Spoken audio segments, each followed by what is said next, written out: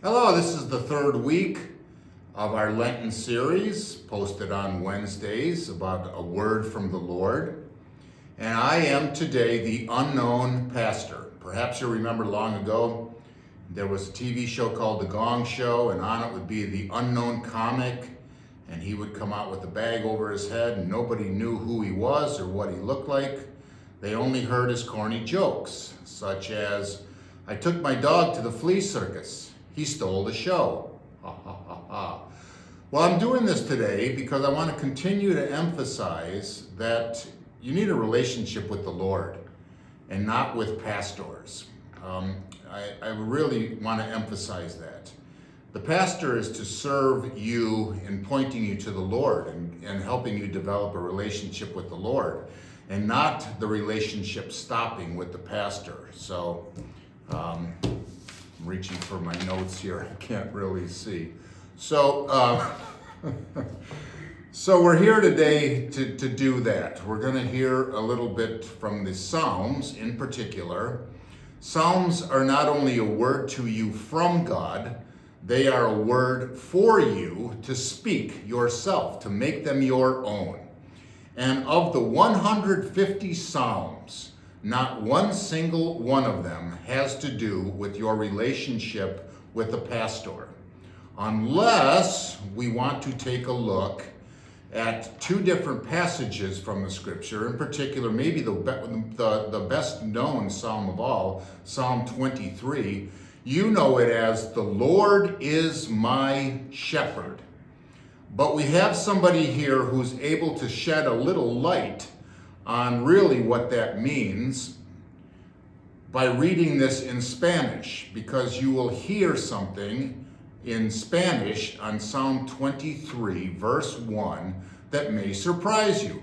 Por favor, Carolina. Okay, so Salmo 23, versículo 1 dice, "El Señor es mi pastor, nada me falta." El Señor es mi pastor. The Lord is my shepherd. But did you hear that in Spanish, it's the Lord is mi pastor, which means shepherd in Spanish. Now you think about it. A shepherd with sheep is out in the pasture, and so that's where you get the word pastor. What if, instead of relying so much on a pastor, and when somebody wants to talk to you about your relationship with the Lord, instead of talking about a pastor and what a pastor meant to you and what a pastor did and said, you could say yourself, "The Lord is my pastor. The Lord is my shepherd." And then really learn Psalm 23. So Psalm 23 is going to be the passage you're going to look at throughout this week, every single day. I know only a few of you will, but I am grateful and happy that at least a few of you will. Now, think about this. Okay, you're like, okay, you've got me sort of convinced. Jesus actually spoke to his disciples in order to tell them about who he was. He says, "I am the good shepherd. The good shepherd lays down his life for the sheep." Okay? That might catch you a little bit, because you know that shepherd means pastor in Spanish and in other languages. But Carolina is going to read this. Despacio, por favor, Carolina. Okay.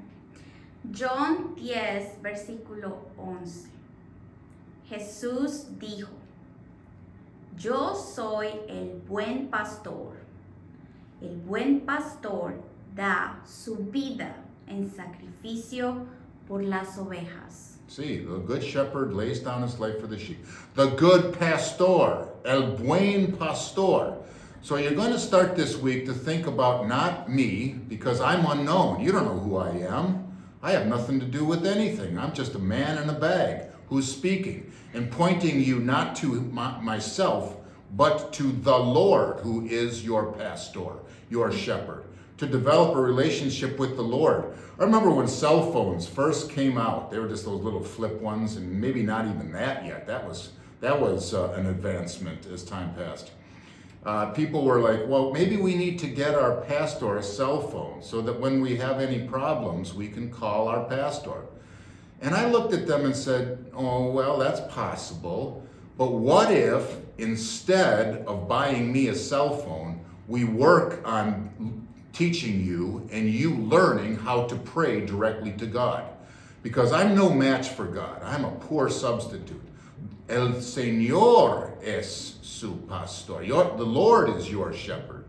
Jesus is the good shepherd. And to develop a relationship that way is so much better.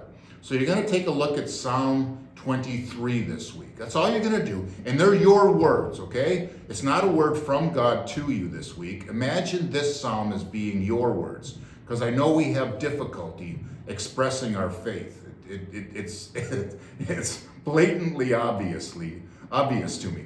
Okay, so now I'm going to take this off and I'm going to read to you the other psalm. That's going to be your psalm this week, and you're going to read this every day. It's not that time consuming. You can do it. These are going to be your words, okay? Carolina, ¿cómo está mi cabello? Hi, Rev. It's Hello. good. It's good. Okay, Psalm 27. This is the other one. And these are your words. Imagine these being your words. Psalm 27.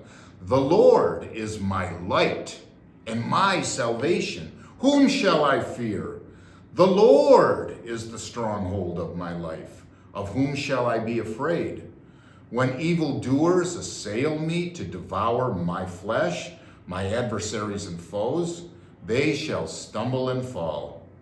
Though an army encamp against me, my heart shall not fear. Though war rise up against me, yet I will be confident. One thing I asked of the Lord, that I will seek after, to live in the house of the Lord all the days of my life, to behold the beauty of the Lord, and to inquire in God's temple. When you go to the temple, to the place, you seek the beauty of the Lord, not the face of the pastor. For God will hide me in his shelter in the day of trouble. He will conceal me under the cover of his tent. He will set me high on a rock. Now my head is lifted up above my enemies all around me, and I will offer in his tent sacrifices with shouts of joy.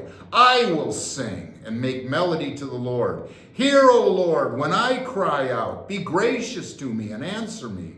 Come, my heart says, seek God's face. Your face, Lord, do I seek. Do not hide your face from me. Do not turn your servant away in anger, you who have been my help. Do not cast me off. Do not forsake me, O God of my salvation. If my father and mother forsake me, the Lord will take me up. Teach me your way, O Lord, and lead me on a level path because of my enemies.